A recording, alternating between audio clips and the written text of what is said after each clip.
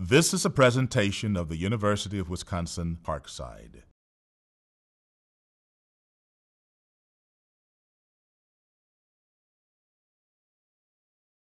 I am honored tonight to introduce our guest speaker, Eugene Kane, an award-winning columnist who has kept the issue of race and diversity front and center for more than a decade.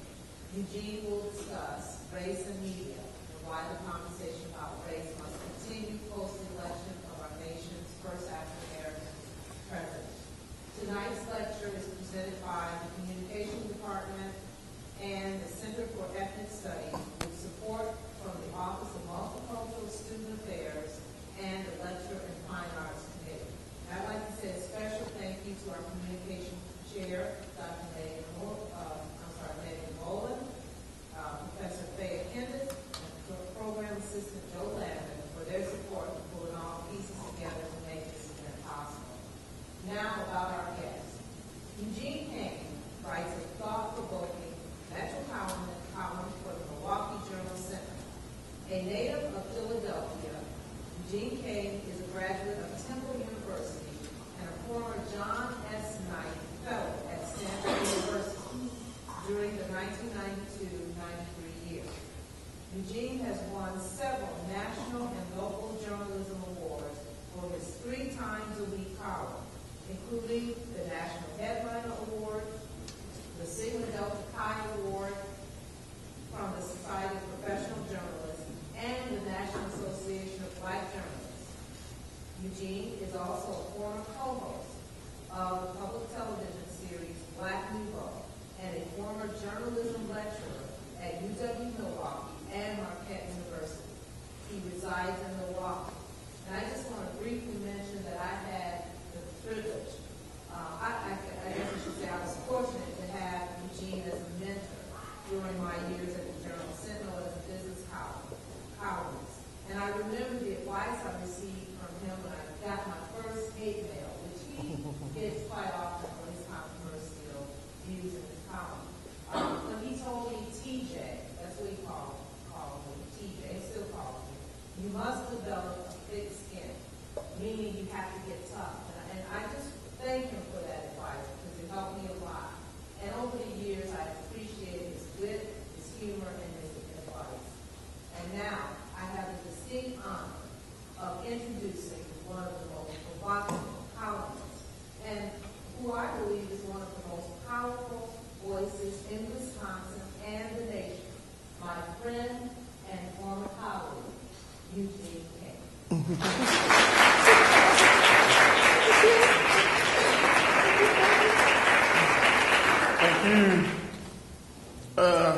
Thank you, TJ, for that nice introduction. I'm just going to perch myself up here. This is not going to fall on anything, right? Thank you. Good to see you all here for this conversation, lecture. Don't expect it to be a real lecture because I remember college and I'm not going to zone anybody out with a long lecture, but I would like to have a conversation about tonight's topic, why the conversation on race in America must continue post the election of the nation's first African-American president. We can get into that, but race and media, I think, is a good title in general because these days, I think race and the media are playing very important roles that I don't think everybody is recognizing. So when you put the two together, it really does cause you to examine a lot of things about the society. Post-racial, that has been the big buzzword since Obama was elected president. Post-racial meaning all of America's racial woes and injustices have kind of faded away because, look, we elected our first black president. But then after pretty much days after election, you started to get the sense that maybe a lot of people weren't buying that. I know as a columnist myself, I've never gotten so many questions as to whether Barack Obama is really black or is he really half black or isn't he half white? And that's not even the ones who want to know, wasn't he born in Africa and isn't he really a Muslim? And a lot of that has to do with the fact that I think he is such an unusual president for so many Americans. The racial part, of course, is very paramount, I think. But there's also a subtlety to the racial approach towards Obama because in a lot of ways, again, the biracialness of him has never been in dispute. But what also has never been in dispute is that even though his mother is white, many Americans do see him as a black man. And I think a lot of people in their personal lives, particularly biracial children in this society, who have always dealt with that being the other and not being seen as one thing or another thing. President Obama pretty much embodied that in a transformational political figure, which I really think got a lot of America stirred up in terms of examining what we really think about race. Because clearly, electing the first black president, for me and for many black friends and family members, I mean, I have relatives who are in their 80s and 90s who seriously never thought they would live today to see a black president. And when they did, it was very powerful, it was very emotional. I know my mother, who was like close to 89 years old, and basically was born in the Deep South, and made a trip up north to Philadelphia, my hometown, in order to escape the life that was in the South. She did it just like, millions of other black people did. Her life had been formed and affected by racial dynamics in this country. So the combination of seeing Barack Obama become a black president, it meant so much more to her because of her life experience than it did to her son, me. And I was emotionally affected by Obama becoming president. I'm not the only one in my age group who was basically shed a tear that night. Because even though I was hopeful that I had enough years left that I could see a black president, I don't think too many people thought it would happen that fast, particularly when you figure the black president, the black man who was running for president, was named Barack Hussein Obama. I remember telling people at the time, almost 3 years ago, oh, because he's taught in Milwaukee. I met him at a black journalism convention in Las Vegas. So he's always was an impressive guy. But in part of my mind, I have to admit, there's no way he's going to win. Barack Hussein Obama, once that starts getting out there, he's going to be done for. And he was going against Hillary Clinton, who was, at the time, if any of you follow politics and realize in the beginning, over the last 3 years before the 2008 election, Hillary was pretty much assumed to be the Democratic candidate. So Barack Obama came out of nowhere in a lot of ways to basically capture the nomination. Well, we can talk about that, but this is the kind of things I write about as a columnist. People in Milwaukee, I guess I have a sort of shorthand nickname, Eugene Kane. I'm sort of like an angry black guy in the newspaper, because their perception, I guess, is that I'm always writing about how angry I am about race in America. And I always dispute that because first of all, I tell people, I have some readers, and like Tanette said, I do get some critical mail and emails, but I get some supportive emails. I get a lot of conversations going on with readers all the time because I talk about provocative subjects in my column, in my blog. I have a blog named Raising Kane that is supposed to sort of let people know what the general issues of the day are in terms of race and society. So I write about a lot of issues. So when people tell me, well, you write about race a lot, I usually try to get them, first I try to find out if they read my column recently, because every column is not just, oh, I'm black and I'm mad about this. I don't write those kind of racial columns. I don't see them as racial columns at all. I see them as columns about poverty issues. I write about education issues, because in a city like Milwaukee, where, majority of the black children are failing, that's a very important thing to write about. I write about crime. I don't necessarily want to, but in a city like Milwaukee, there's, one of my columns for tomorrow is talking about, in Milwaukee, they've already had as many homicides as they had all last year, 72. But we got about 3 months to go. So clearly it's going to be a lot more than that. And I write a column tomorrow where I basically talk to a funeral director in Milwaukee, in a black neighborhood, and kind of get his perception as to what's happening. Because all these people, these homicides, whether, they were involved in crime or not, they're all people with families, and they're all going to have a funeral, and it's going to be an emotional thing for those people. I think as a columnist, that's what you try to do. You try to write about issues in a way that kind of captures the reader's attention, makes them think a little bit. So again, I don't see myself as just writing about race. I write about poverty, crime, economics, politics, Obama again. I write about people and places in Milwaukee, and I do it from my own perspective, which I think is another thing a columnist has to have, because while there are journalists and reporters who are always told to kind of keep themselves out of the story and don't be too opinionated and don't put your opinion in it. Columnists, you don't really have to abide by that. Matter of fact, a good columnist always puts his or her stamp on a column by putting your opinion out there and your perspective. So I always tell people, well, by looking at me, what's my perspective? What is my perspective is that of, obviously, an African-American man of a certain age, of a certain educational background, of a certain life and experience. All that goes into writing the kind of column I'm writing. We have white columnists at the paper who I don't think, write the same type of columns I do. And I think that's because they don't see the world the way that I do. And I think that is the value of any columnist. I think a female journalist, a female writer, brings something to a column that a male writer would because of her experience. Someone from another country would.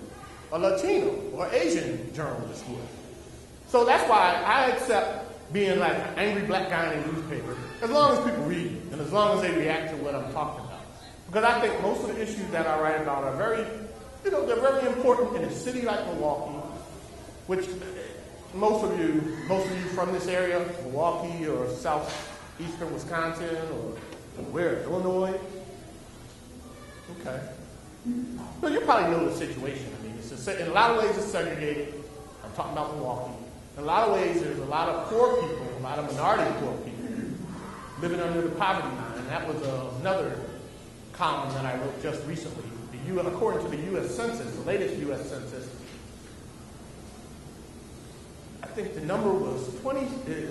We are basically the fourth poorest city in the nation.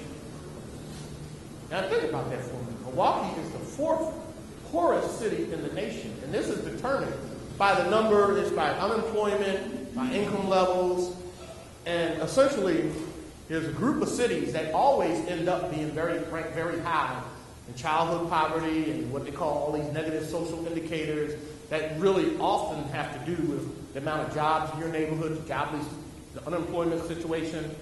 Fourth shocked people, mainly because, if I can remember, number one was Detroit. So a lot of people want to dump on Detroit. If you're fourth, you're not that far away from Detroit. And it was Cleveland, I think it was Cleveland, St. Louis. There might be one other that I'm missing. But I thought that was an important column to write because I guess my attitude was that, well, maybe the city needs to be embarrassed into doing something about all this poverty. So that's the way I put that out there. It's similar to what I've done in terms of education, where for years there have been reports about the performance of young students in the Milwaukee public school system. I remember last year, I believe it was, there was a particular depressing national story that found, after a study, fourth grade children in Milwaukee public schools had the worst reading scores of any kids that age in the nation. And that's another eye-opener. What is it about Milwaukee public schools that fourth graders have the worst reading skills of anybody in the nation? And why don't people in the city get more concerned about that? Parents mainly, but teachers too. And by writing that column, what I did was flip the headline around because the headline on the story, on the original story, was fourth graders, black, and again, it's a racial story because they were mainly talking about black fourth graders in Milwaukee. That was the group that they basically identified. So the headline was something like, black fourth graders in Milwaukee worse than nation. And I was thinking how unfair that is for these young kids. Most of them, what's fourth grade? Like 12, 13 years old, something like that? No, that's younger, right? About how old? Yeah. So someone like 9 years old, to have them stamped with, the worst in the nation, my column suggested, well, maybe we should flip it around and say that what we actually have in Milwaukee are the worst parents and teachers of fourth graders in the nation. See, when you flip it like that, the onus goes on the parents and the teachers, which it probably should be in the first place, instead of making the kids the target. So that's the way I approach my journalism. I write things from my perspective, and in a lot of cases, it does end up being African-American people or African-American people who have problems or complaints. I don't necessarily do columns where I'm blaming racism for everything. I've done columns where I've taken some black people for task for blaming racism too much. But at the same time, I never discount the impact of what I know to be racism, because I see it as an institutional thing, which is not really tied all the time to whether someone likes you or whether people feel comfortable around you. Sometimes it is, but sometimes it's not. Sometimes it's more connected to a wider institutional view that serves to sort of deprive people of opportunities and even put them in an environment where they really can't succeed. A lot of people think the reason Milwaukee public schools fail is because there's this attitude that, well, these black and brown children, black and Hispanic children can't learn anyway. So why should we try to reach them? I think that's a racist institution right there. And there are other institutions that have racism in them that I think people react to it in a very personal way if you accuse them of being racist themselves. Although some of them clearly, deserve it, I think.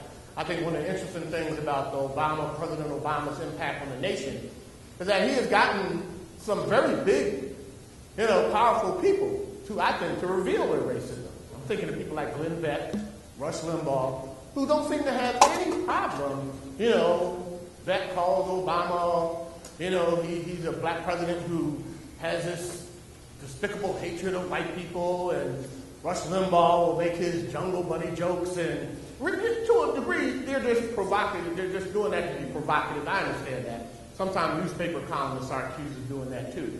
But again, back to writing about race in this new age of Obama is interesting to me, simply because I get more interaction from readers than ever before who want to insist that the reason they don't like Obama has nothing to do with their race.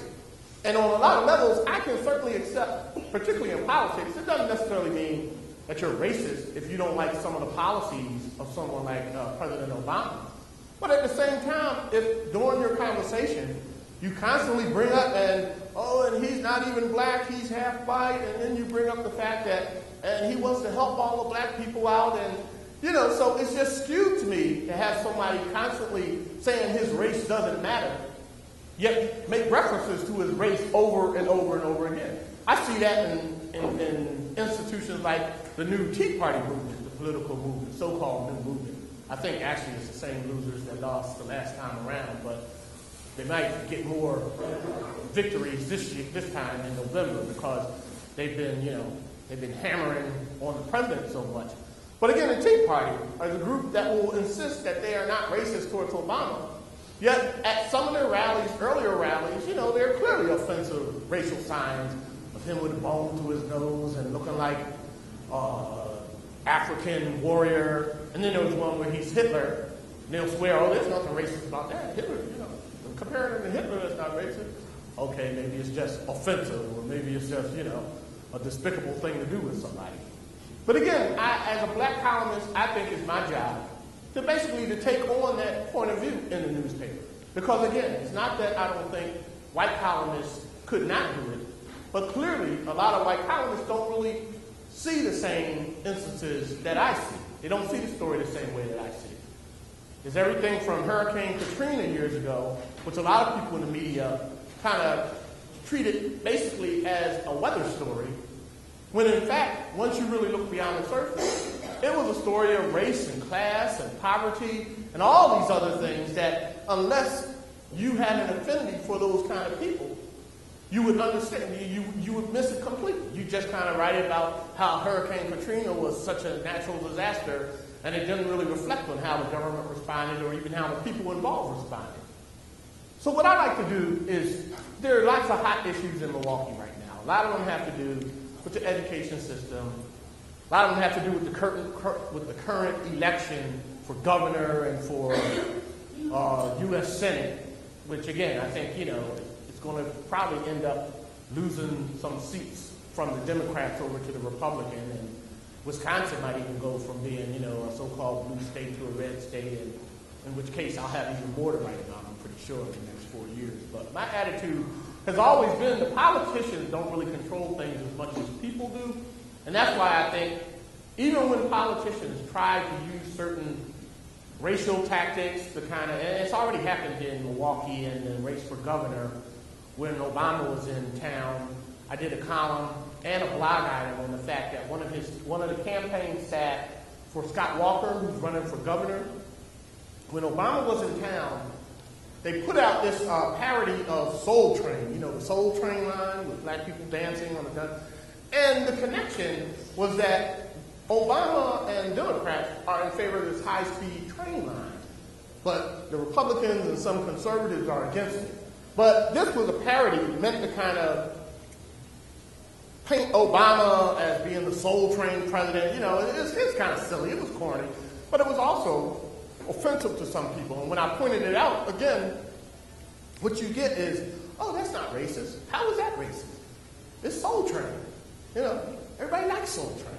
So, my attitude has always been, you don't want to accuse people of anything, but you also don't want to keep your head buried in the sand all the time and not acknowledge that there are things happening that may not have everything to do with race, but have to do with the dynamics of race. I've made a point in my column when I write about, in Milwaukee, there's a suburban mall. I'm not talking Mayshore or Mayfair. Mayfair Mall. Anybody went to Mayfair Mall by any chance? Say, well, what are you always running around in Milwaukee? Mayfair Mall, from time to time, gets these problems with unruly, young people, and it's led to their age limits on what age people can come and blah, blah, blah. And on the outset, it is really a story about young people acting up, mall officials who don't want the rest of their business to be impacted by all these young people acting up. So they institute these rules, and on its face, it does seem very fair, very logical, very reasonable. I mean, what could race have to do with that? Well, if you go to Mayfair Mall, if you're interested in if you know the situation, you know this race had a lot to do with it, because it was mainly black teenagers they were talking about. And in many cases, it wasn't even misbehaving black teenagers as much as it was the image of black teenagers who just seemed so threatening to some other customers. And I looked into this, and I've had calls and talks with people, and this is not just one story. This has happened a couple times over the last few years. So I'm reasonably certain that what was happening is that a lot of black kids would run up to Mayfair Mall to watch movies or even just kind of do that kind of shopping that young people without money do. You know how that is. You don't really shop because you don't have any money, but you do hang out at the mall. It was just freaking out so many white customers that, to a degree, Mayfair had to figure out to institute a policy. Now, not to gloss over the fact that there were some incidences of violence. There were some fights and stuff like that. And that always happens, I think, But I think a lot of times when it happens in certain environments and black people are involved, it just takes on a much more, for lack of a better word, sinister tone. That sometimes my columns, when I wrote about what was happening at Mayfair, I would say the problem is black kids. And I thought that was a relatively safe thing to say. But readers would like, oh, see, you're accusing them of racism. And I'm like, no, I'm not. I'm just telling you the facts. The main reason they come up with these policies is because they've been having a lot of trouble with black kids. And I'm not defending the black kids, but I think, a lot of times you're better off if we just kind of acknowledge what's going on instead of, like I said, stick your head in the sand. Acknowledge that, sometimes people who are different from you make you uncomfortable. No matter who you are. I've often held the reason a lot of black people don't go to places like Summerfest in the summer around festival season, because you get down there and there's all these white people and they're freaked out by that many white people in one space. So I think people always do have concerns, sensitivities about another group of people who are not familiar to them. So that is one of the things I do in my journalism, is kind of throw these examples and these situations out there and just have people react and deal with it. And a lot of times readers, again, they make the assumption that I'm trying to make it racial, when essentially all I'm trying to do is just show how this stuff plays out. I did the story column a few months ago about, I think I called it the Great Chicken McNugget Robbery, because there's this kid who was at a suburban high school. I want to say Whitefish Bay, although it could have been Shorewood High School. During the cafeteria lunch, he was accused of stealing these chicken nuggets. But one part of the story was that one of his friends received these poverty-free lunches at the school. So he actually just gave it to his friend. But one of the, what do you call them, the cooks or the restaurant cafeteria workers saw it and accused this kid of stealing it. So a teacher is called, Cops are called. He's put in the handcuffs. He's charged with theft. And up until, a couple weeks before, he was scheduled to show up. And he got a ticket. He was arrested. He was handcuffed. He wasn't thrown in jail, but he was given a citation for theft, which is like a penalty that way. And when I heard about it, I was like, something about this isn't right. And then it turns out, guess what race the kid was? He was black. He was actually biracial. He was Obama, let's say it that way. And then nobody was actually making, and his sister contacted me for this story. And I did the story, and I basically pointed out, that's why I said this is a great $2 chicken McNugget robbery at Shorewood or Whitefish Bay High School. And after I did the column, essentially, they did drop the charges, because from what I hear, they were just so embarrassed that everybody was reading about this bogus chicken McNugget incident. And they never really answered the question, because here's the thing that I do as a journalist. I understand that there are some kids that can be such a pain that perhaps he did disrupt something, or perhaps he did make a scene, or perhaps he was the kind of kid who was known to be stealing stuff. But after checking it out, none of that was true. He was a good kid. He was new to the school. He probably had some kind of issues. What was he? I think he was 16 or so.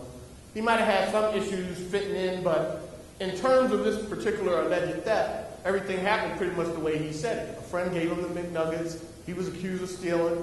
The cops show up. He's handcuffed. And that's just clearly overboard. So writing a column about it, again, when I write my column, it becomes like a Eugene Kane column about racism. And I'm like, no, it's not.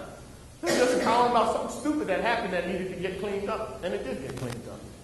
But there are all kinds of things where people call me because they feel they're being mistreated, or something hasn't happened, or they don't think something was fair in the way something went down between a business or another person, or job complaints. Oh, I get so many complaints from people who, oh, Mr. Kane, I'm being discriminated on my job because I didn't get this promotion, or Mr. Kane, this supervisor, I know she doesn't like black people because I can tell by the way she looks at me and the assignments she gives out. I tell you, I don't do 90% of the kind of complaints, racial complaints, that I get through email or by phone call. Because I think as a journalist, your job is not to just give validity to anybody's charge. And a lot of times, it's too hard to prove that stuff anyway. I remember years ago, I did the column I swore was going to be a pretty successful column to show people what was wrong, because a guy was suing his employer. He worked in a trucking firm, an African-American man, worked for this trucking firm where he was under so much abuse from his white coworkers. They were hanging ropes in his trailer with the noose, like a hangman's noose. And this was not just claimed by him. He actually got a picture of it and presented it as part of his lawsuit. And he went through EEOC, and it was investigated, and it was proven that this black truck worker was being racially harassed by his coworkers. I did that column, and then kept up with how his lawsuit was proceeding.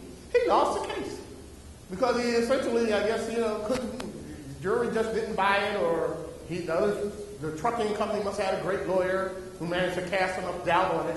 So that story has always showed me that a lot of times, no matter what you do, you're still not going to really be able to change anything. But sometimes, just letting people realize or know this kind of stuff still happens is the valuable stuff. And there are good stories, too, about people of different races getting together and sort of, helping each other out and trying to eliminate some of the stereotypes and things like that. But to tell the truth, I'm drawn to stories for a lot of different reasons. And I'm not necessarily always looking for a bad story, but I also know that in journalism, a lot of stuff you write has a kind of negativity to it, simply because that's the kind of stuff that usually makes news.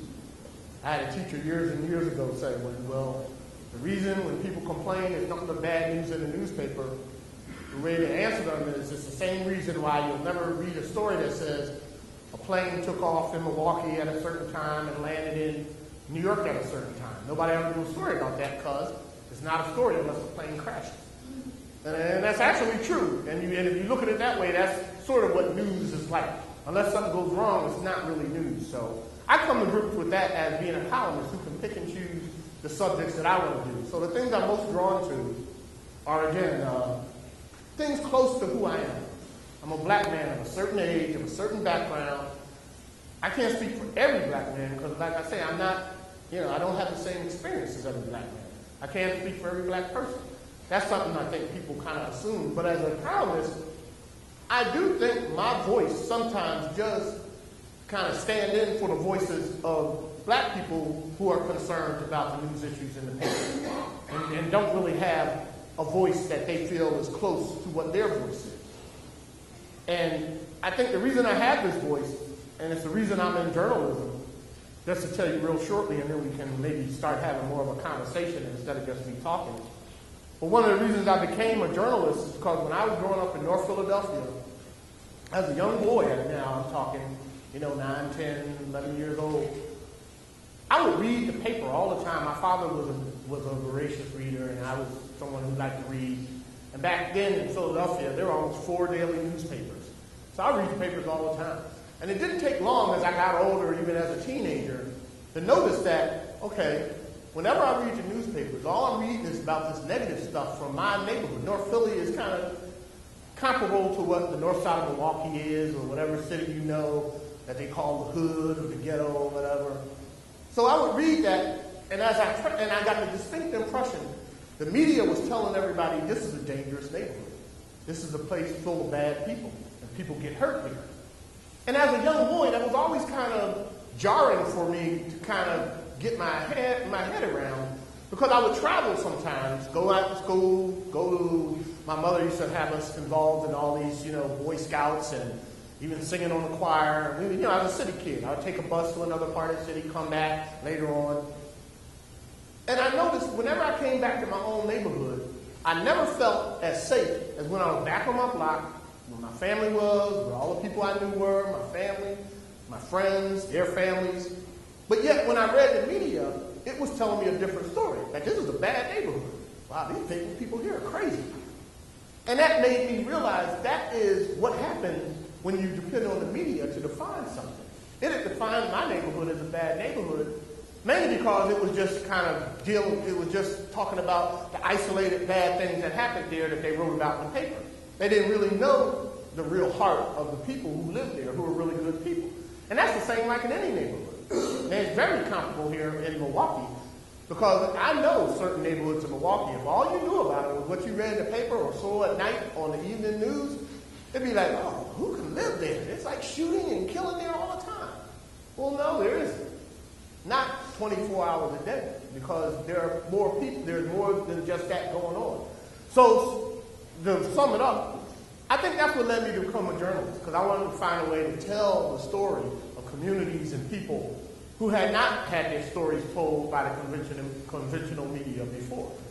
And that led me to go to college, study journalism, get out and get a job at a paper, and end up working as a reporter for 10 years, and then get my own column, which gave me a lot more freedom to just kind of put my own insights and views and opinions into the stories. And, as my good friend TJ suggested, I managed to accomplish a lot and got some accolades for doing it that way. TJ was a very good columnist herself and won some pretty big national awards too. But I see it as giving a voice to people and a voice to ideas that perhaps are different than what some people are used to. But just like in this age of Obama, I think, there's still a need to talk about this stuff. Because just because we elected him, it doesn't just wipe everything else away, even though some people are rushing to make it seem that way.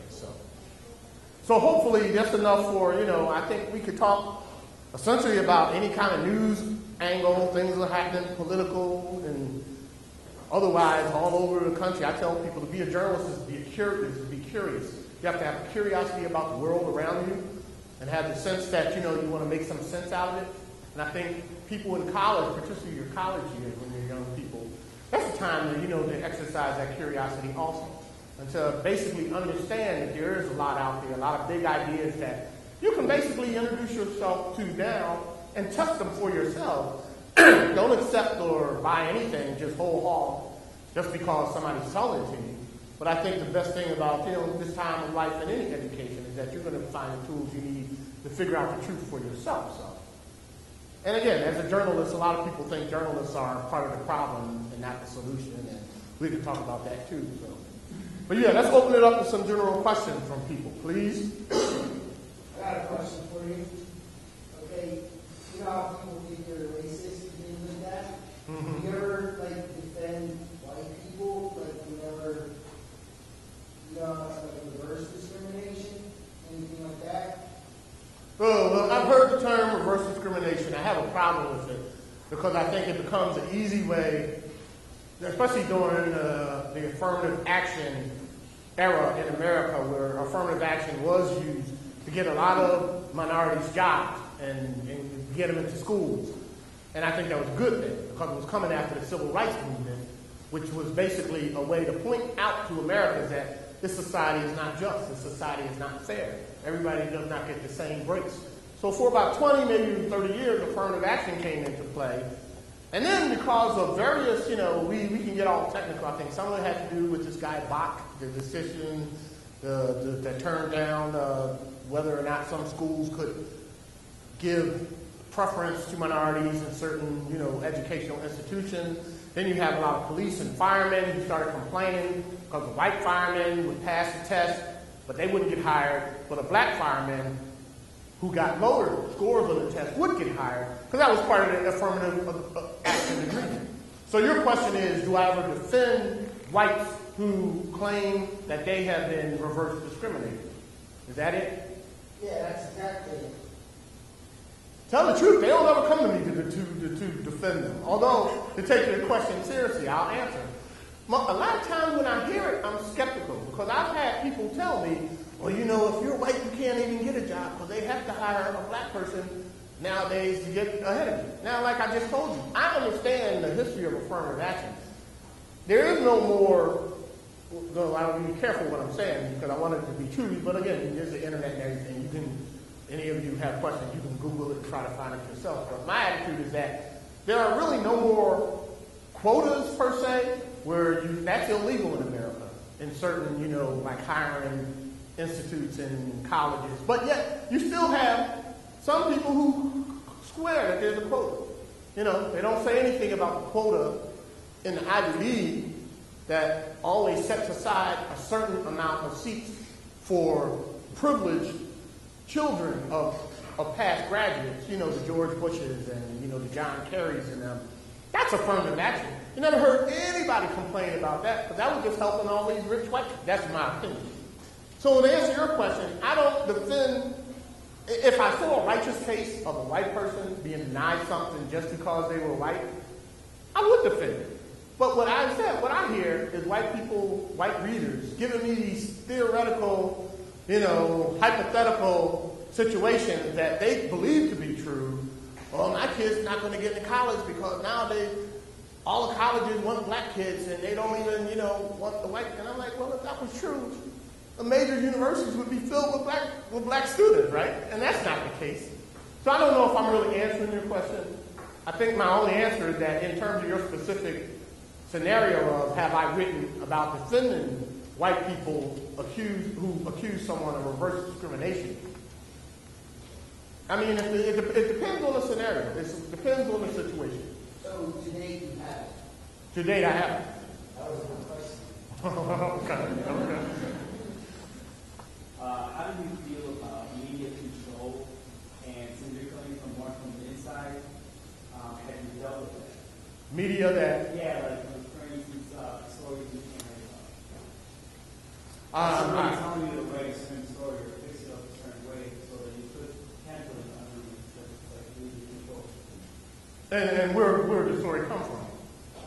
What's that? I think I'm having trouble hearing your question. Maybe somebody can. Have you encountered, for instance, let's say an issue like September 11th? Yeah. There's some issues that you can't talk about. Is there some issues that you encountered that you can't talk about? Am I edited or restricted by my editors and newspaper? Whoever it's about. Well, I always tell people that, freedom of the press is available only to people who own the press themselves.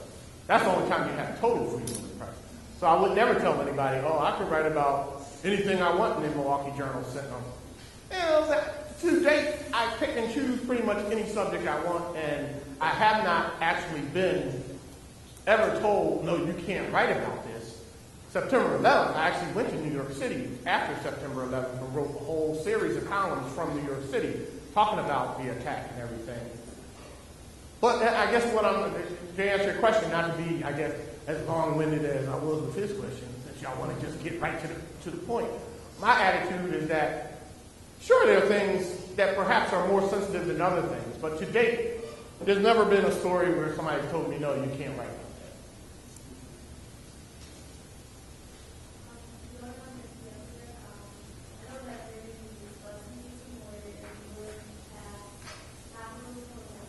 Mm-hmm. You can't go where? Oh, so schools, yeah.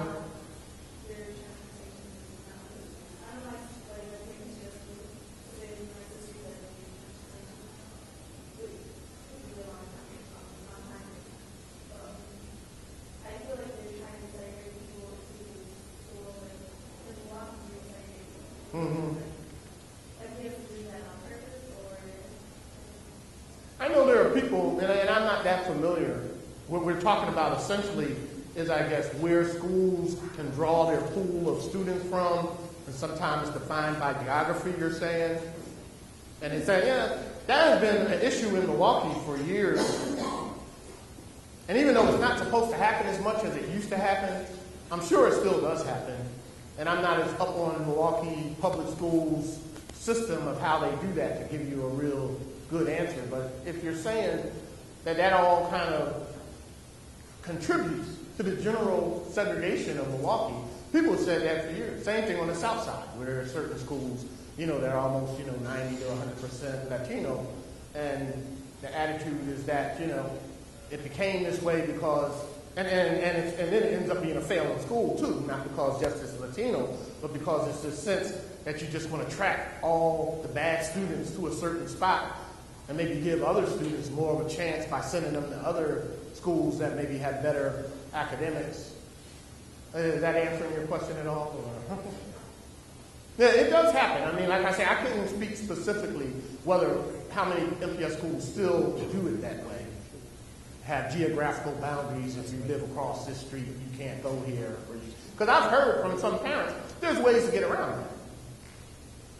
So I'm not sure exactly how they'll do it. You heard about that guy who's been brought recently a few times to the open carry law with a gun. Once at his house, he didn't get in trouble because he recorded his conversation with the police that they couldn't, violate his amendment rights then. Just recently was in Madison and Culver, and the woman called the police on this guy and his son because they had their guns on their holster. So the cops come there and they harass him or whatever, but he doesn't get the real, they never tackle him, throw him down like you see on TV and stuff. And I think solely that's because he's a middle-aged white man. And if you think it would be different with any other race, any other age of person, you think they would treat him different?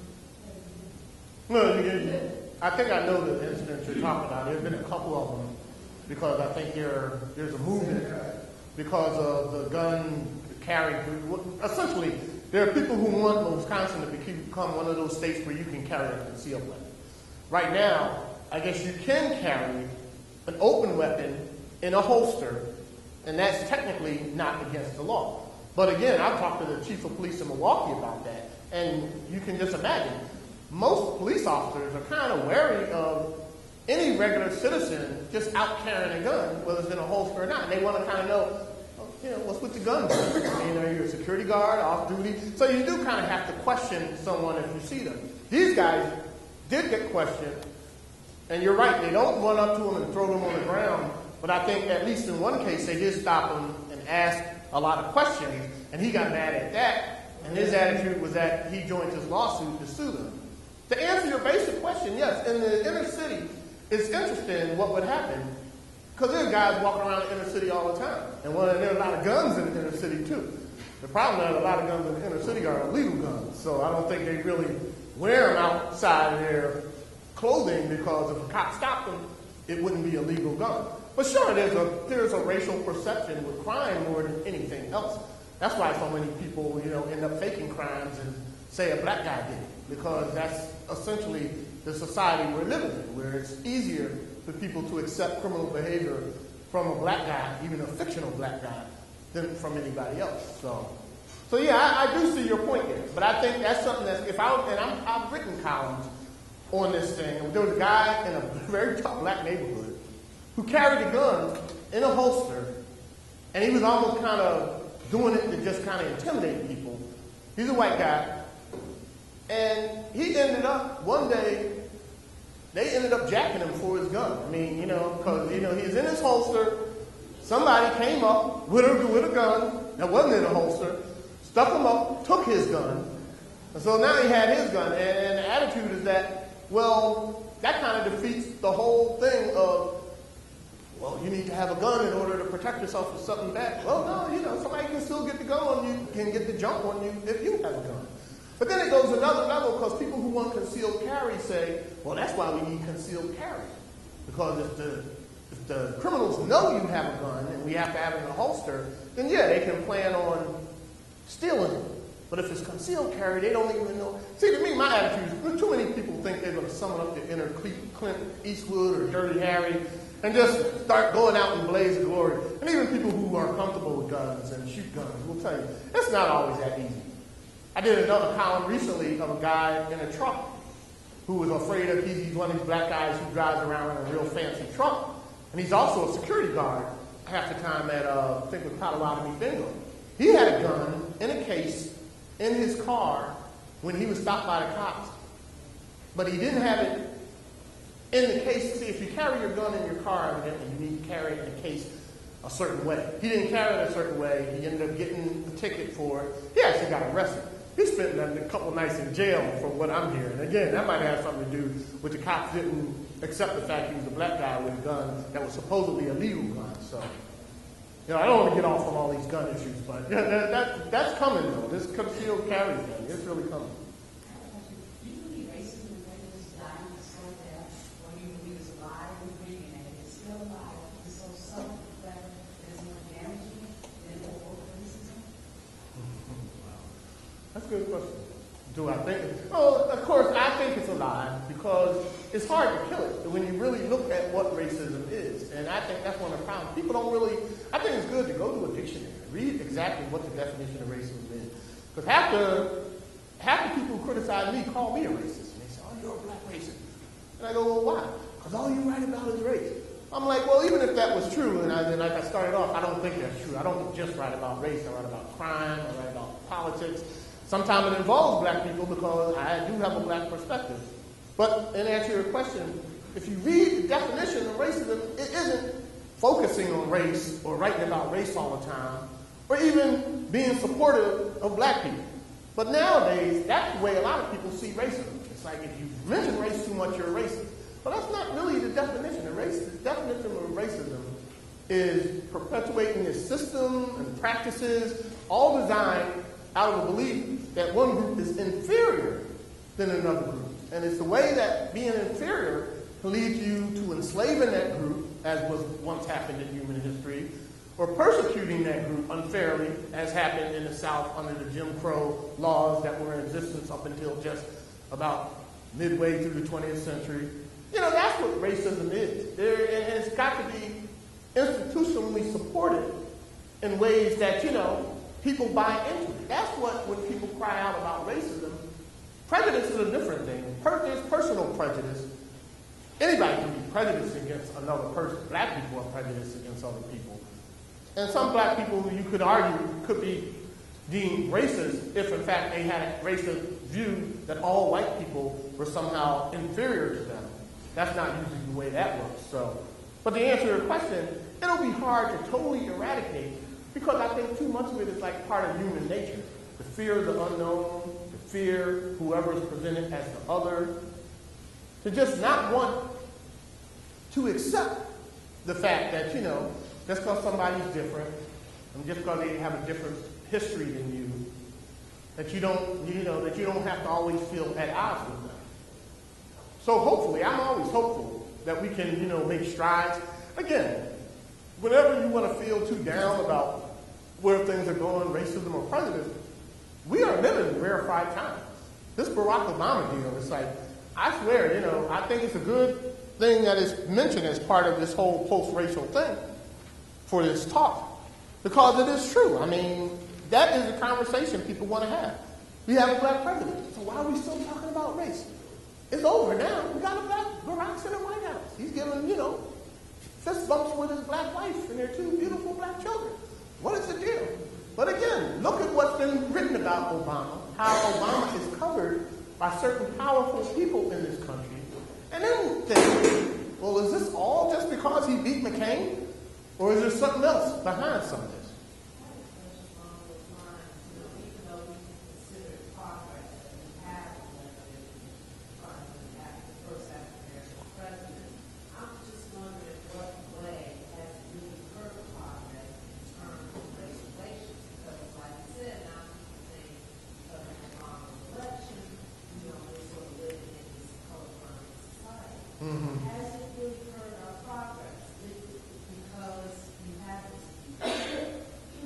Well, what I'm detecting more and more is that for some people, particularly black voters, they don't feel they've gotten everything that they wanted.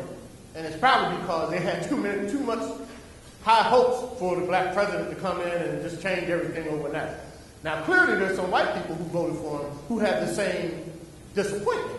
And they're the ones who are getting kind of antsy now because it's like, okay, we put you in there. Why isn't the economy better? I mean, it's been a year and a half now, come on, or 2 years, almost 2 years.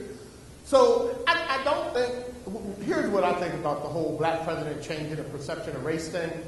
I think it has to happen. It is good that it's Obama because one of the few things that a lot of people just never want to talk about is that part of Obama being accepted so much by the voting American public, even with the funny sounding middle name Hussein, and even with, you know, the fact that he hadn't been known that much beforehand, is his appearance. He's a light-skinned black guy who I think was a lot less threatening, perhaps a real darker-skinned black guy would have been.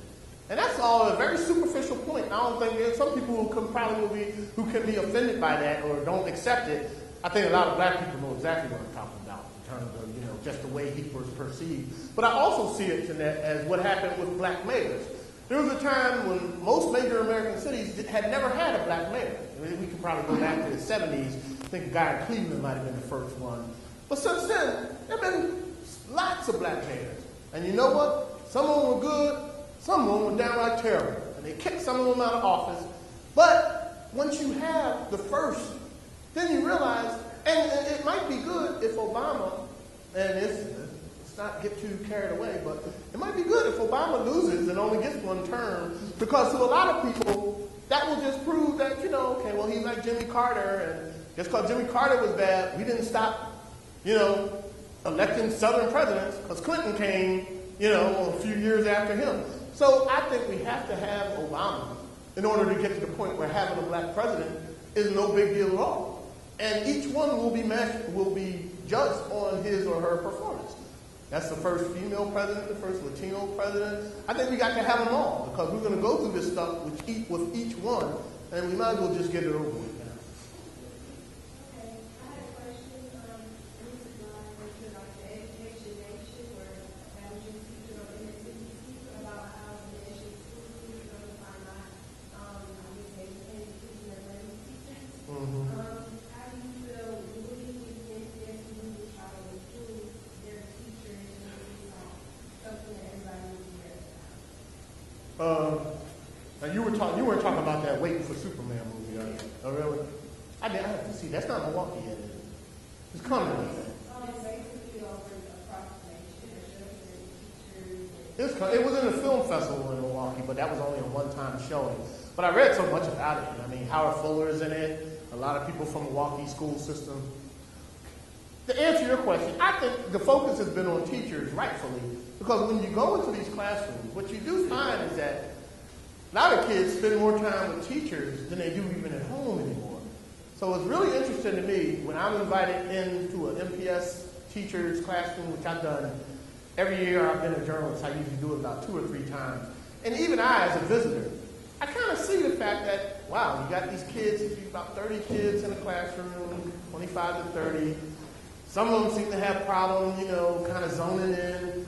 Some seem, to always kind of be agitated. Some teachers are very good in kind of helping you teach the class if I'm invited in as a guest speaker or something. Other teachers would just kind of introduce me and go to the back of the room, and I see them doing some kind of paperwork or something. And then I realized they were just using me as a break for the hour and stuff. But I have friends who are teachers, and they say, well, sometimes that's what you need to do. You guys don't understand. It's hard being a teacher. And I think it is hard being a teacher, but I do think one of the problems in education today is, and I think the movie gets into it, there's bad and mediocre teachers who you can't get rid of. And so they're pretty much destined to keep teaching in a mediocre fashion. And where do a lot of them end up? Not surprisingly, in some of the worst schools. So you got some of the worst teachers teaching the worst students in the worst schools. How could anything good possibly come out of that? So that would be my advice, to kind of shape up what's going on with teachers. And there are all kind of little suggestions, everything from performance bonuses to not, getting rid of the kind of tenure that allows them, or really being able to fire them. You're going to have to find a way to motivate teachers to do a better job. You got to fire the teachers who are not any good. And it's very political these days because it's all about the teachers' union, which is an enemy of a lot of these conservative right-wing folks, and they just go shooting at each other all the time.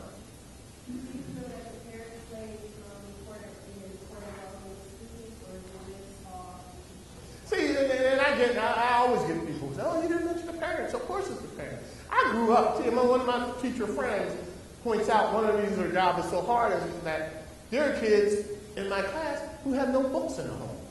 And that's a hard thing to realize. If, like me, you grew up and there were books all around. And most of the people I know and most of the parents I know, they have books in the home. But there are some kids, there's no books in the home. So, of course, education is not really much of a priority in those homes.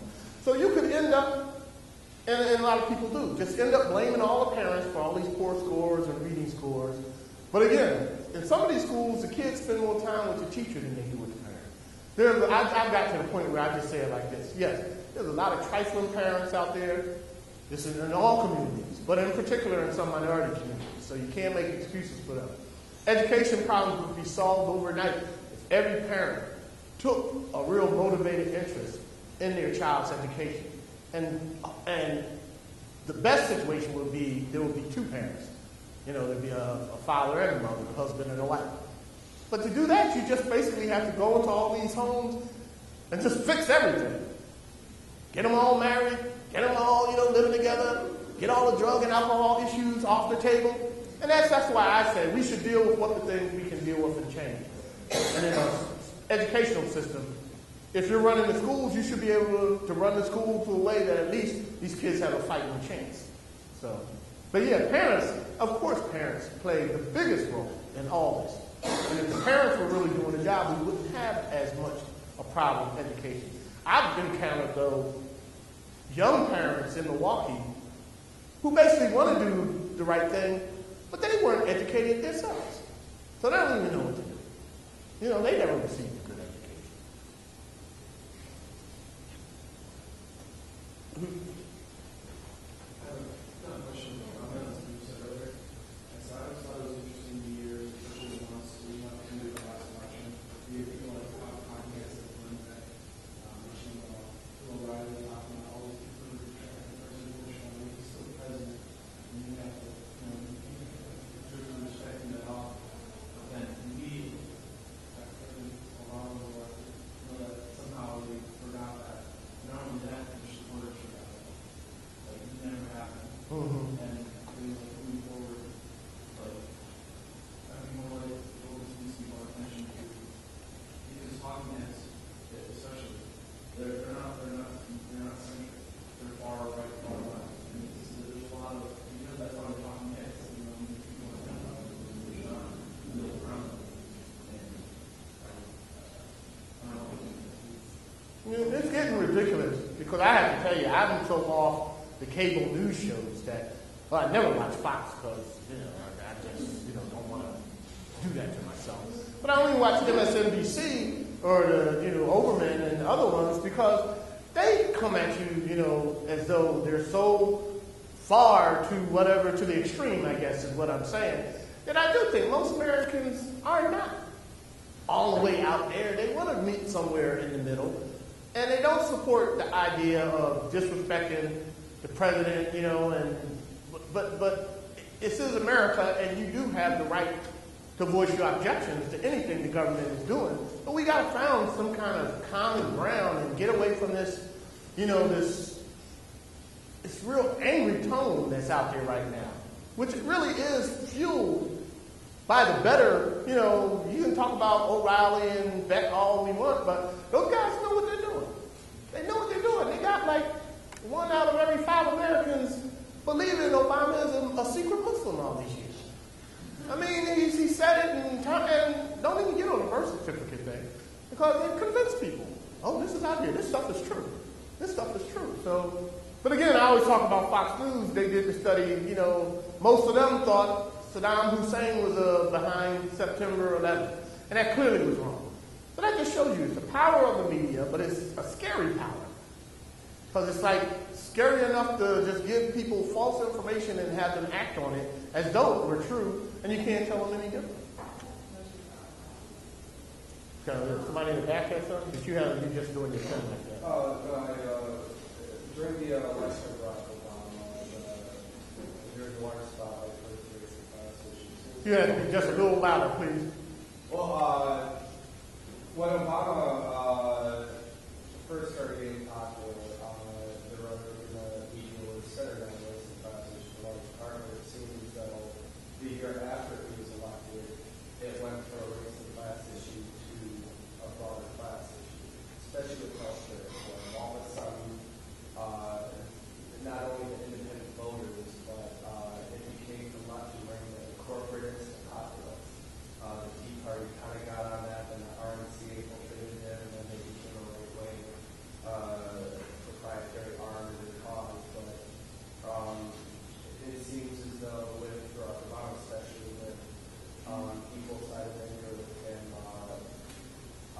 giving away the farm, though one could easily say, well, he needed some progress being made. I'm not trying to figure to judge anything with that, but it seems to me that it became from a race issue to a populist versus corporatist thing, whereas one would see objectively Obama still being more of a corporatist with the issues he's faced with decisions he's made, especially in front of the council. So I understand with the white voters of Barack Obama being disappointed with. I don't think it's centered as much around electing a black president and expecting everything to change. I think it's just been the drama, the turmoil, and the reality that cultural progress doesn't equate to legislative stagnance. Mm-hmm.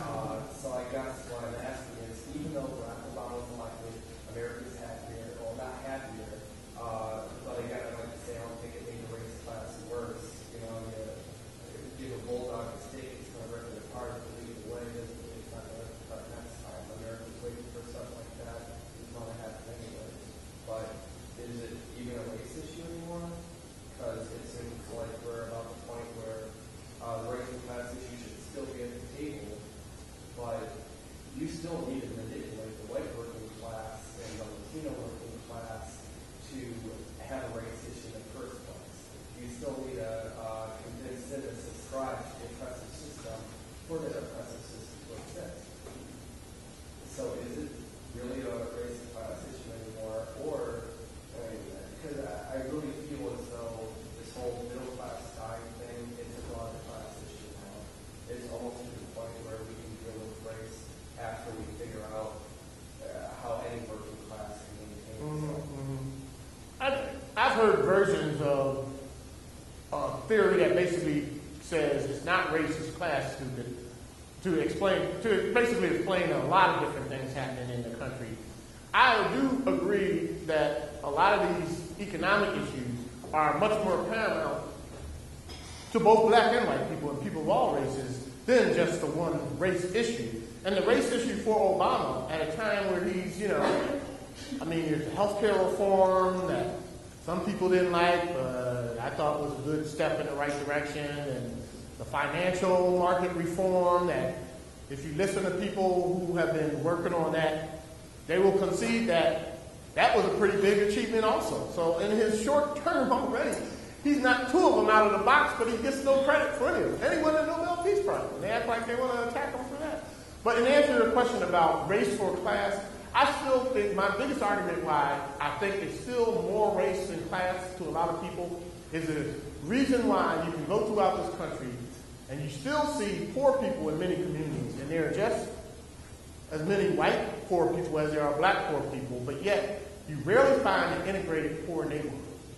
In that even people with nothing seem to segregate themselves by race in this country. That's why you have these real working class white communities with a lot of poor people. Then you have these, working class black communities with a lot of poor people. But they don't see a commonality with people of another race who might be just as poor as they are. That's going to be the salvation of the country when people realize that. It's not really about skin color when you start dealing with the real gritty issues. But I think, again, that's a human tendency on all people. It's not just black people shrinking away from white people and white people, being afraid to be around black people. It is still a basic uncomfortableness with each other that will be hard to kind of get past and solve a lot of the big, big questions. I don't know if that really answers what you're saying, but you made some good observations. Do you think that it'll come with time, or do you think we really need to realistically assess the social political history between us? And do you think it'll just happen over time, or do you think it'll take on certain role effects? Do I think?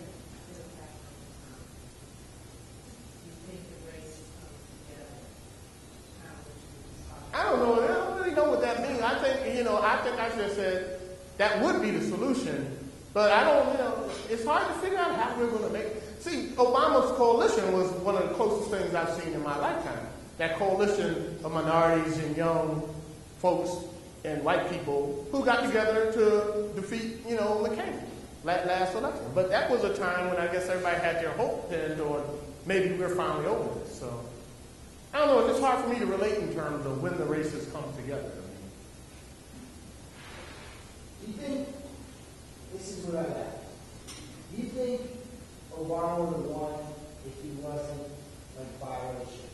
Because everyone is saying, yeah, we got a black president now. I think what society sees is black. We were talking about Ms. Jones in our class, remember? Yeah. Anyway, we were talking about it. They accept a lighter color. Like, if he was a darker African American, do you think he would have still been president? Because I think the reason why he won is he's that accepted color, right on the border where he's accepted. Did you hear me just say that, man? No, the answer, I did kind of cover that a little bit. And I do think, and I have friends. I probably couldn't hear you, but. Yeah, this is weird acoustics in here. And I have the same thing. I don't hear myself. But yeah, I did say, and I have friends who have often said, okay, because he's a fair-skinned, who was it? I think there was somebody, Joe Biden or something, was talking about him looking clean and during the election. But I mean, most black people, we have terms, and we know if I say, that he's high yellow, most black people know what I'm talking about. But some white people will see it as a racially offensive term, but we've always judged each other by our skin color. So yeah, he's a light-skinned black man, and I do think that goes a long way towards his acceptance. The only thing that was working against him, though, was his name. Because I tell you, my attitude would have been, a light-skinned black guy with a more conventional sounding name would have been a much less riskier bet than someone named Barack Hussein Obama. But yeah, I do think the skin color played into it, and I do think for some people the fact that his mother, that he is biracial. There are white people who concede he's biracial, And for some of them, that doesn't make him quite black and gives them sort of like an out for not feeling like, oh, we voted for the first black president. Oh, he's not black, his mother's white. So it's a confusing thing, but that's race. That's the way it is. I agree that they do some women like spending money, but also the fact that you got in those commercials with those white Americans on the side. Mm-hmm. Back then, yeah, during the election and stuff. Yeah, everybody knew it. That made white America more comfortable, more accepting. And I know it's true that it's just how. And the truth will be, and again, I'm talking about the black mayors, if in fact we go on and have more black candidates for president, there will be a black candidate for president who is, a dark-skinned black guy or woman with a big nose and thick lips, and they will look more like black people that white America kind of is sensitive about than someone like Obama, who comes Harvard educated and has a lot of stuff going with him. I mean, Obama's smooth. You can't really take that away from him. He's a smooth guy, and that's really what helped him get the presidency, because he knew how to play it totally. But I've often said there will come a time the next black president, if there is a next black, hopefully there is, will be, here's the thing that people don't realize. President Barack Obama is rare in that he's one of the few black Americans with almost no, and I want to make sure I say this right, with no real attachment to slavery in his background. Because his father was African, and his mother was white from Kansas. But a lot of black people, like me, and I'm sure TJ and many of you in here, you go back far enough, our ancestors were slaves. I know mine was, because my mother people from South Carolina. And at one point, South Carolina had more black slaves than any other state in the Union. So that is an attachment to slavery that Obama really does not have. And there are some more radical black folks who have always kind of felt that didn't make him a real black person anyway. So, but that's how complicated racial topics are. And I've written about all this stuff in various columns. I've done columns on good hair versus bad hair and, skin color and the way people look at skin color. I've done a column asking why black people don't tip as much in restaurants, because these are all stuff people, this is all stuff some people are not necessarily interested in, but there's no reason not to examine it and to feel that, hey, this is part of the world that I'm living in. And I think a lot of that accounts for how much tension and difficulty there is in all kind of racial stuff. The minute race comes up, some people get tongue-tied, don't want to say anything, don't want to really reveal their ignorance, whether it's white or black person. But I'd say that's, you got to get through that. Most people need to get through that. I've had white people tell me, well, no, if you say something wrong, they're going to accuse you of being a racist and this and that. If you really understood what racism was, I don't think you would be that worried about just saying something that comes out racist. And if you really knew history, that's really what throws up a lot of people. If you just knew basic American history, there would be certain things that you would understand about the relationship between black and white people in this country. What went on, like I say, in the Deep South, where pretty much most of our American history up until the 1950s.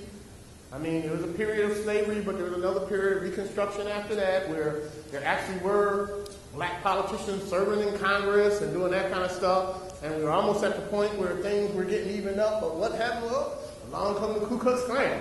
And that's how that got started, because they didn't want to see black people starting to, after they were freed as slaves, starting their own homes and towns and running for office. So this is all there. This is in our history. Nobody's making this stuff up. And I believe many people, and as many black people could stand and learn more about history, as do white people. Because I've had black people in Milwaukee swear to me Africa is a country when it's a continent. So, there's just basic things you need to know. So.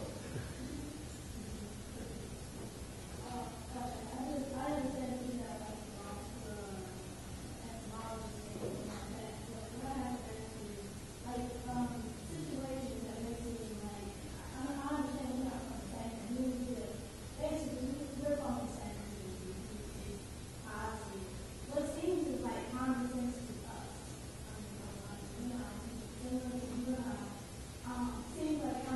to us, why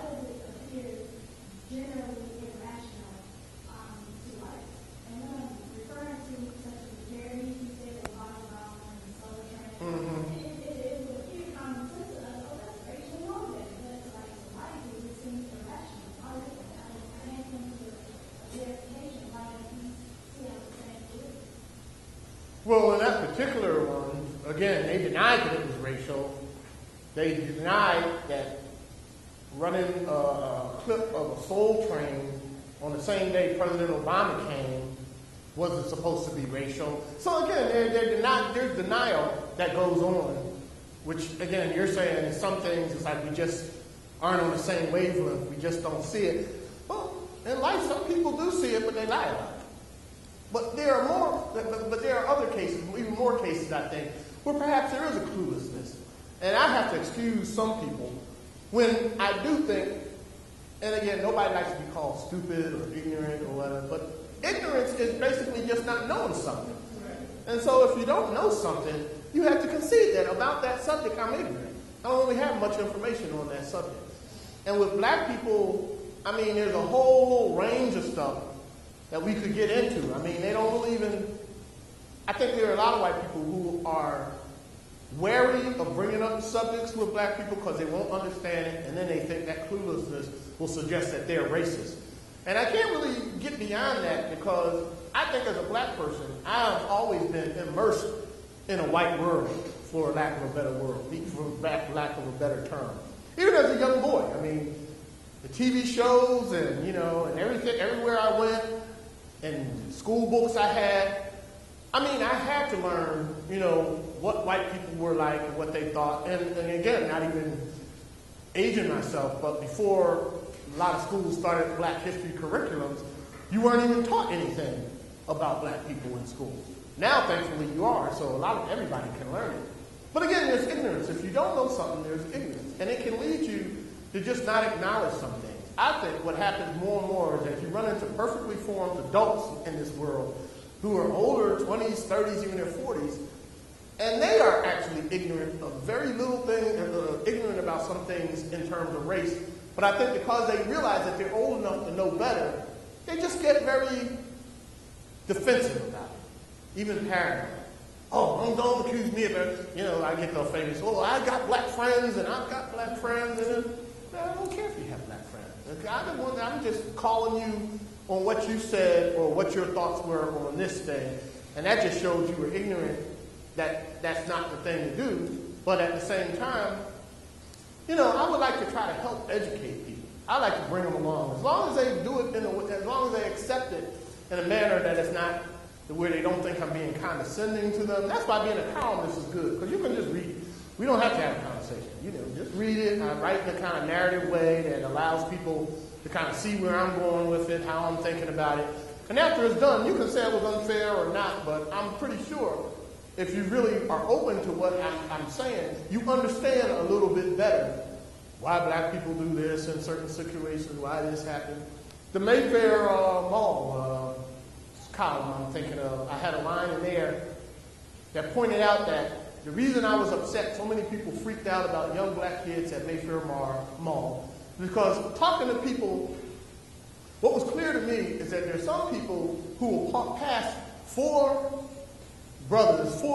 young black men in a corner, kind of, laughing, smacking each other, maybe cussing, talking out loud, and in some people's mind it's like, oh wow, there's a gangbang that's getting ready to happen here. And in other people's mind it's like, oh, these could be members, these brothers, they could all be members of a church choir. And they're out here now, just trying to find something to eat or looking for some girl. I mean, that's what I think. There's a different perception of things that is often colored by race, but until you really see it that way, you wouldn't have a clue. And you would feel justified by looking at this group and like, oh, I don't want to go in there. There's something about to happen there. Look at the way they're laughing and look at the way they look like they're starting to fight. Not understanding some guys go out and just start a play fight just for the heck of it.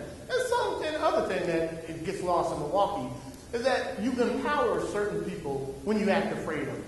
And a lot of the problems with young black people in Milwaukee in these settings in the suburbs is because I think they do get the sense that, oh, everybody's afraid of me. I'm going to freak them out now. I'm going to go up and whoo. And that's stupid, too. That's silly behavior. But, again, you're giving them leeway to do that when you don't, when you treat everything as though it's such a earth-shaking thing. Lieutenant, you got me talking for a long time, don't you? But this is good. I think the questions are good. So, again, I have a little problem, like the brother, I got a little problem hearing, too. But We'll get through it. There's a perception out there, and that's one of my questions that I asked just a few years back. I was forgetting this out on details, but you remember one of those moms, there was a man who took his wife out to dinner in the movie. I think beforehand went and bought, on the news, near the game he had, and killing his wife. And then when police came to tell him that a black man did it, and he took a tag from him, so like a tag on him, like the styles. And my question is, if you don't want that story, did the law enforcement act differently because he stated that it was a black man and you stated it was a white guy? Was this a recent one? No, this is going back maybe 10 years ago. Okay, that was the one, TGF. Yeah. There's been a couple of those. I mean, Susan Smith, the woman with her 2 little kids, she claimed a black person had. And it just happened real recently. The woman who got her face all acid with the scar I just read, she claimed somebody black did it. It was like, So to deal with your question, though, that is the result of what I've written about a lot in terms of race and racial perceptions in terms of crime. Because of what you see most nights on the evening news and in the newspaper, like my paper, which after a particularly bloody weekend in Milwaukee, you can turn to an inside page and see a bunch of little stories. This guy killed, 2 people killed, 3 people. And that's all you really get is a location and somebody killed and their age. So it's almost showing you that their lives weren't as worthy as somebody in the suburbs. Because I guarantee you, when people get killed in the suburbs, we do a lot more than just one little paragraph or blurb about it. So in your question about how law enforcement deals with it, a lot of times they're the problem, but sometimes, they can't be faulted for just, dealing with what most people in society are already dealing with, which is the idea of black people as criminals.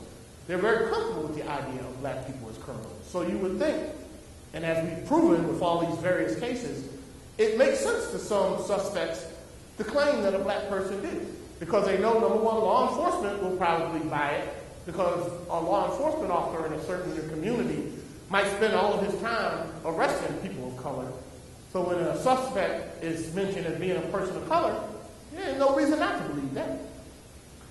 That is the danger of racial profiling, as they call it. And it's just the danger of, I guess, society just not being willing to each time put this kind of stuff to the test. Because clearly what slipped all these folks up, I think most of them ended up getting caught and went to prison and everything. Most good policemen will find a way to get to the truth of it. And that's the best thing, that most of these racial hoaxes that I can remember ended up being exposed at some level. At the same time, you get letters from brothers in prison like I do. You get a sense of a lot of them feel like, I was put here wrongly, and, and I was wrongly accused, and the DA knew, and this person knew. But at the same time, I get a lot of letters from prison now where they don't even bother telling me what they're in for anymore. They're just basically asking me for help on other stuff, and they're worried about the food and the medical attention. And so that's the other thing. We've got such a warehousing of mainly black and brown men behind bars. It gets to a point where, people don't even think there are any white girls. I do this thing in Milwaukee where whenever I call it the syndrome of, I hope he's not black syndrome, which is when you hear about a particular heinous crime or something that happens on the news and they haven't shown the picture yet, and you go just to yourself, I hope he's not black. I hope he's not black. And then the end result of that, the end result of that often is a picture of a white guy, and part of you goes, yes, it's a white guy. And then you step back, and then you realize how sick is that? Because that's just as sick. Because you feel good because it's a white guy that killed somebody and not a black guy. But that is what happened. So yeah, that's my whole thing. I call that I hope he's not black syndrome. And I think it happens to a lot of people. And the thing is, in Milwaukee, once you hear the address, you can pretty much predict what the race are. Someone shot at 27th and Brown, you know who that is. But that's all part of the syndrome. Yeah, I just wanted to say something to your first question a while ago, whether opposed to a lot of things, racism has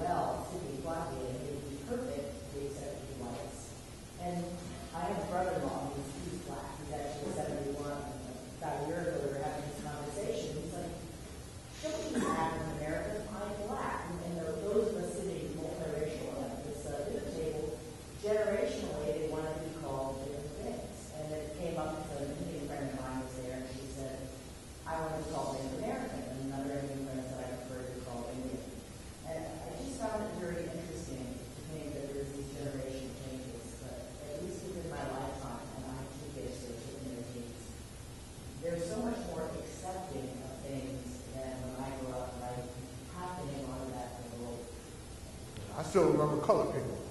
And there are certain white people in Wisconsin I found who still call black people colored people, which I always found that kind of amusing. And I have to admit, it's interesting because it is not the N-word, so it doesn't bring that same visceral reaction, but it just seems so out of date. And I've actually asked, I've had she must have been in the 80s, a nice old lady who called me. She's going on and on about colored people. Oh, this nice colored gentleman. So I'm like, well, you realize we don't really call ourselves colored anymore. But some people, you just kind of let it drop. But okay, we're going to do one more question because it's 8 o'clock. And my mouth is dry. In the class I had, that's one we were talking about how there are so many names for just calling one race of people, any race of people, And I think one of the biggest things we touched on is kind of just how you say it. If you're saying, the way they present it. If you're saying, God, about black person, like this African American gentleman over here.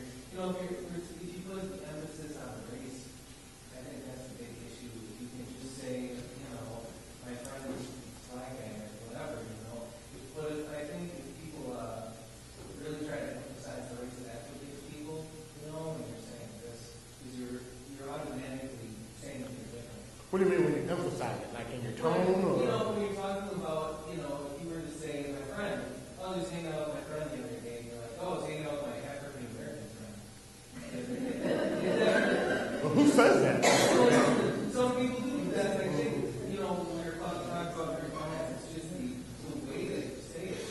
Even if you do say colored person, which it doesn't sound the greatest, but if you're saying it, you're saying talking about someone, hey, this is what we did, this and that. I think a lot of people are just so touchy on the words that are used to describe race, And I don't know, we're just talking about just how you say it. I have readers still don't understand that I use African American and black interchangeably sometimes in the comments. And that just throws them so much. Well, why do you say African American? And then later you said black. So, my God, what do you mean? What do you mean? I'm like, it's not really all that deep.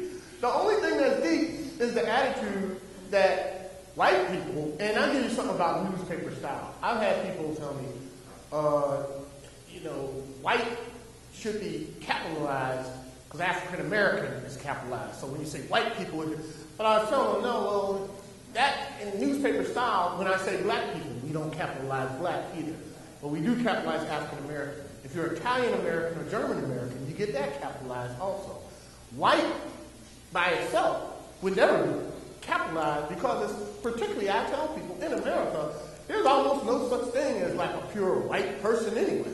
They're like German and French and Italian and Spanish and, most African Americans probably would be considered black, but so would some people in the West Indies, some, people who migrated from there. So race just becomes, and again, this is why we can spend this much time talking about it and get this kind of reaction, because it's still kind of fascinating to people. Because a lot of people, all we really know is that, and this might be a good place to kind of wrap things up, I think all we really know is that there are still some things about it that make us feel kind of uncomfortable. This is black and white people. But there's still enough signs that we might be getting over some of this, namely the election of one Barack Hussein Obama.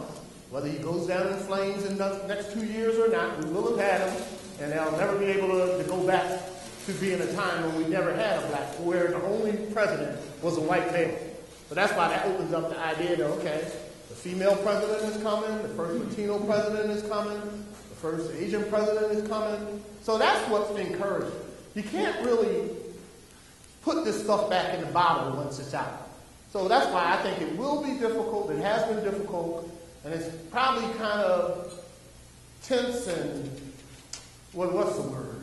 Not necessarily frustrating, but the word, when you're unsure of what's happening, anxiety. There's going to be a lot of anxiety, I think, as we move through this so-called post-racial age. But it's a good thing for us. We're going to get it all out of our system. If Barack is a lousy president, we'll be able to say he was a lousy president, not because he was black, but because he was a lousy president. If he's a great president, we should be able to accept that, oh, wow, he was a great president. Not just because he was black, because there were other presidents who were great presidents. Not everybody liked them or not. Some people think Ronald Reagan was a great president. Some couldn't stand him. Some people, Clinton was a good president, some couldn't stand him. So that's what we need to do, where we're just judging the man or the woman and getting behind judging him or her because of the color of their skin. Okay? Let's all do that.